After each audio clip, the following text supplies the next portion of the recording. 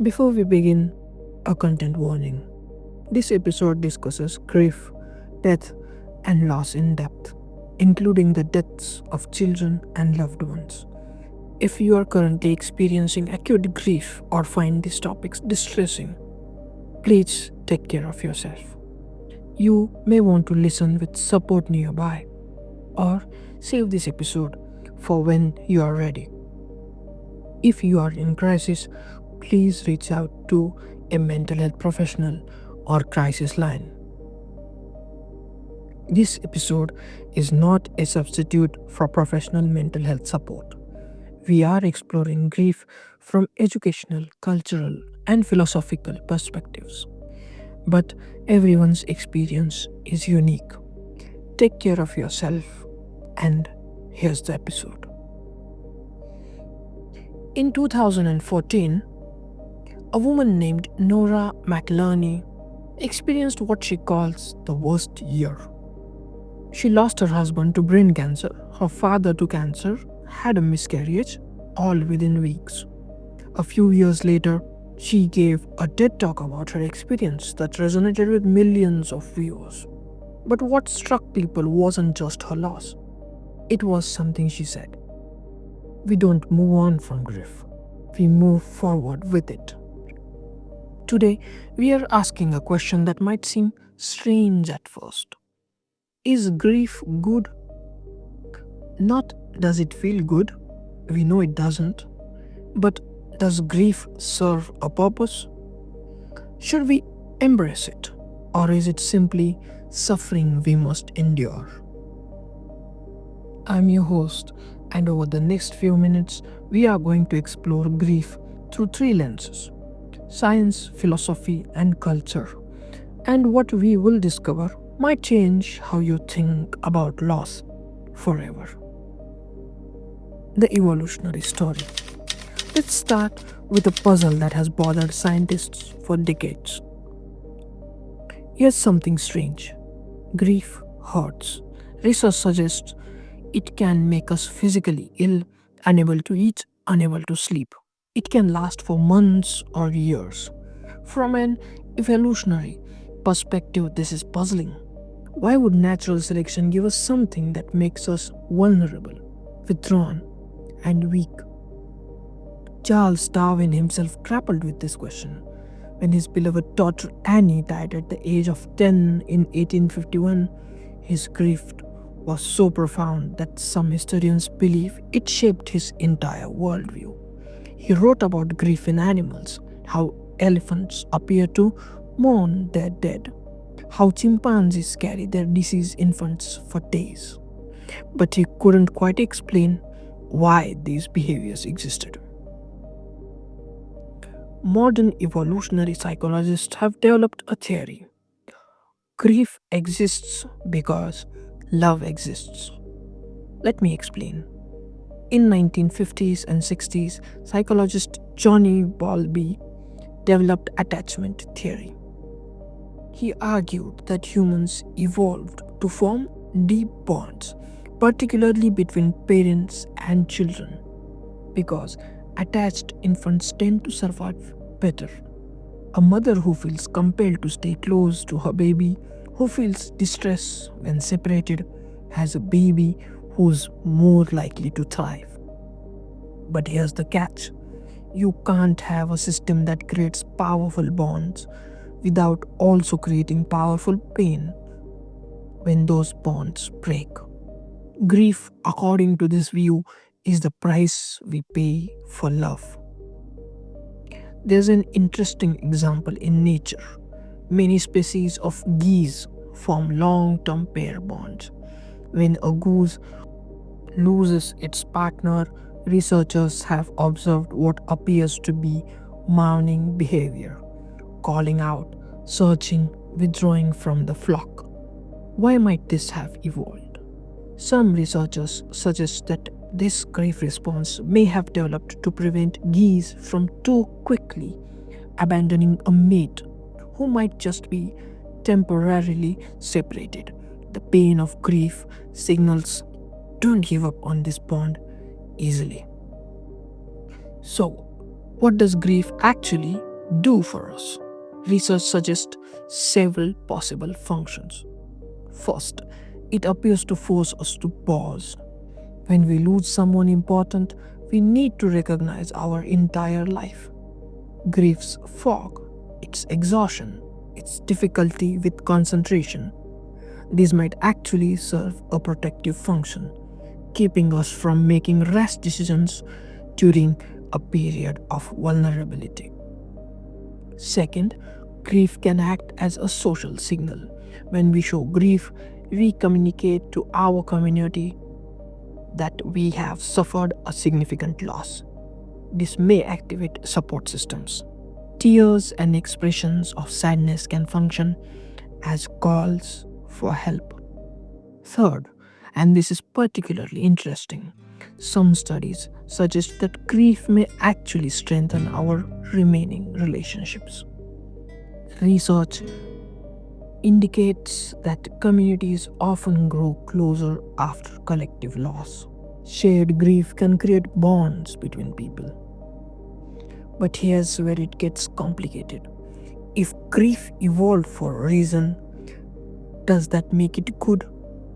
That is not a question science can answer alone. For that, we need philosophy. In 1960, the writer and scholar C.S. Lewis lost his wife, Joy Davidman, to cancer. In his grief, he kept a journal that was later published as A Grief Observed. One passage stands out. Her absence is like the sky, spread over everything.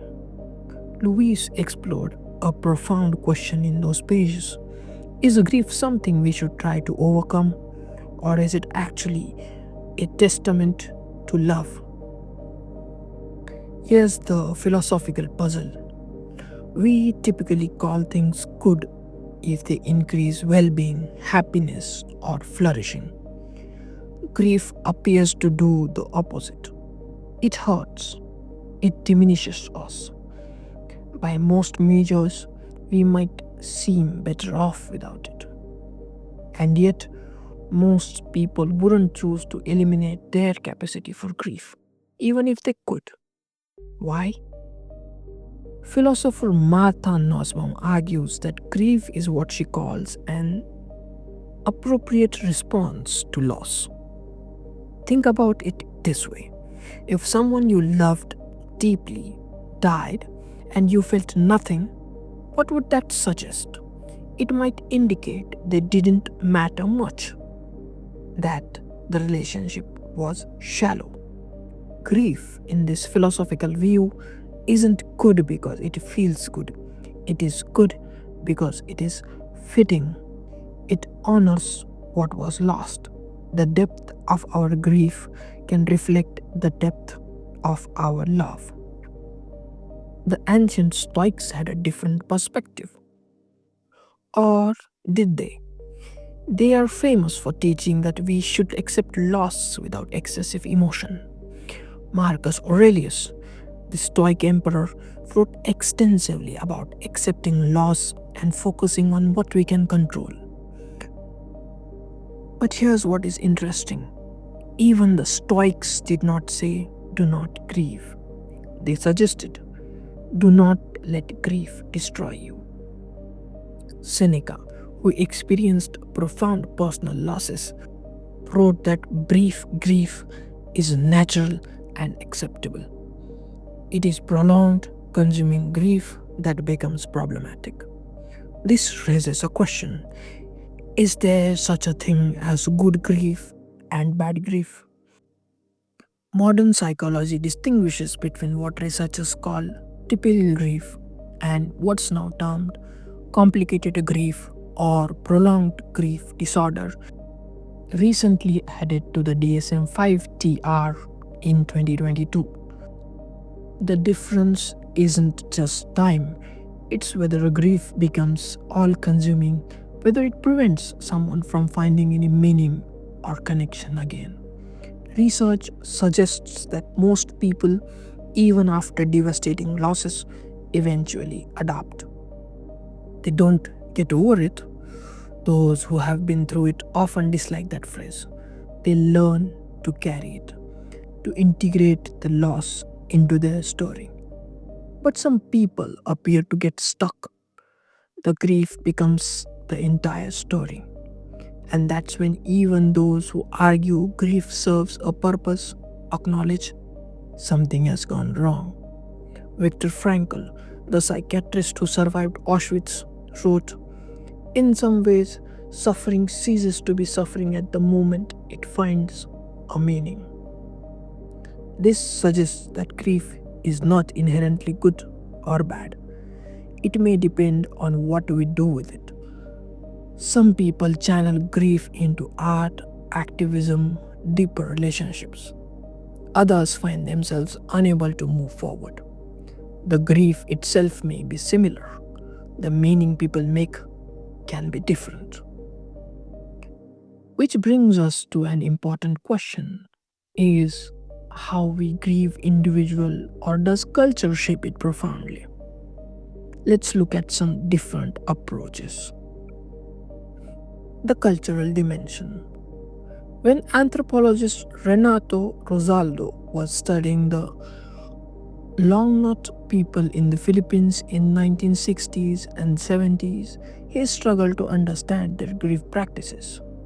According to their tradition, when someone died, the men would sometimes go on headhunting expeditions. They believed that taking a head would help throw off the burden of grief. Rosaldo found this difficult to comprehend until 1981, when his own wife Michelle fell to her death during their fieldwork. In his grief, he suddenly understood the rage, the need to do something with unbearable emotion. He still did not condone headhunting, but he finally understood what the Longnot were experiencing. He wrote about this in his influential 1989 essay, Grief and a Headhunter's Rage. Culture doesn't just influence how we express grief, it can shape what we think grief is. Let me give you three contrasting examples from different cultural contexts. Model 1: Victorian England. In 19th century Britain, grief was often a public performance. When Queen Victoria's husband Albert died in 1861, she wore mourning dress for 40 years, the rest of her life. Society developed elaborate rules. Widows might wear black for 2 years, then move to half mourning with grey and purple. There were calling cards with black borders, mourning jewelry, sometimes made from the deceased's hair. In this cultural context, grief was meant to be displayed, prolonged, formalized. The underlying message seemed to be: some losses are so profound, they should mark you permanently. Second model: contemporary American culture. Today, in much of America and parts of the Western world, some observers suggest we have moved in a different direction. There is what some psychologists call a get over it culture. Employers might offer as little as 3 days of bereavement leave. After a few weeks, friends sometimes start suggesting you should move on, get back out there, find closure. Psychologist Pauline Boss calls some losses disenfranchised grief, loss that society doesn't fully acknowledge or make space for. And research suggests this can create a paradox. People may grieve in private, wondering what's wrong with them for still being sad. Third model: Mexican Day of the Dead. In Mexican tradition, death is not necessarily seen as the end of relationship. During Dia de los Muertos, families build altars, prepare favorite food, tell stories. The dead are remembered not only with somber weeping, but often with celebration, humor, even parties in cemeteries. The cultural message is different. grief is not primarily about letting go. It can be about maintaining connection in a new form. Anthropologists studying grief practices in various Ghanaian communities have documented fascinating approaches. When a woman's husband dies, the extended family often gathers. There's wailing, yes, but it's communal. Women may take turns crying, supporting each other, taking breaks to cook and care for children. What researchers have noted is this: the widow isn't alone with her grief, it is distributed across the community. And after the mourning period, there are often rituals of reintegration, ceremonies that communicate you are still part of us. Your identity is not only widow. These different approaches suggest something important. There may not be one universal right way to grieve, but there might be better and worse conditions for grieving. The conditions that research and cross cultural observation suggest may help can be following: community acknowledgement that the loss matters, permission to grieve without a rigid timeline, rituals that mark the transition, ways to maintain some connection to the deceased while moving forward, and support that doesn't demand you get over it quickly. Some contemporary Western approaches may fall short on several of these dimensions. People can find themselves isolated, rushed, and told grief is something to process alone, perhaps with a therapist, but not always with adequate community support. So, after all this, the evolution, the philosophy, and the culture, can we answer our question: is grief good? Here's what we have explored. From evolutionary science, grief appears to exist because love exists. It's not necessarily a design flaw. It may be the shadow cast by our capacity for deep connection. In that sense, grief might be considered good because it signals something valuable, that we can bond, that we matter to each other. From philosophy, grief may be good not because it feels good, but because it's fitting. It honors what mattered. A world without grief might be a world without love worth grieving. But grief can become destructive when it's the only story, when it prevents all future connection and meaning. From culture, how we grieve appears to matter as much as that we grieve. Research and observation suggest that grief benefits from witnesses, patience, and ritual. It seems to need community support, not isolation or shame. Let me end with one more story. Dr. Lucy Hone is a grief researcher who experienced an unimaginable loss. Her 12-year-old daughter Abby died in a car accident in 2014. She thought her expertise would help her know how to handle it. But it did not work that way. What helped wasn't her professional knowledge. It was a decision she made to see grief not as an enemy to defeat, but as evidence that her daughter had mattered profoundly. She has spoken about choosing to focus on gratitude for the years she had, rather than bitterness about what was taken. Not everyone can make that choice, and that's okay. Grief does not follow rules, but it points to something important. Grief is not good or bad in itself. It is what remains when love meets loss. Maybe the question is not, is grief good? Maybe it is, how do we grieve in ways that honor both the love we had and the life we still have?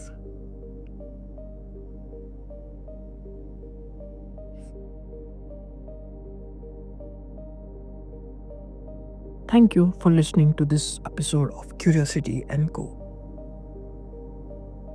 If you have thoughts to share, I'd love to hear from you. And if you're grieving right now, I am sorry for your loss. There is no single timeline, no one right way. But you are not alone. You've got it. Until next time, take care, stay safe, and I'll see you around. Ciao.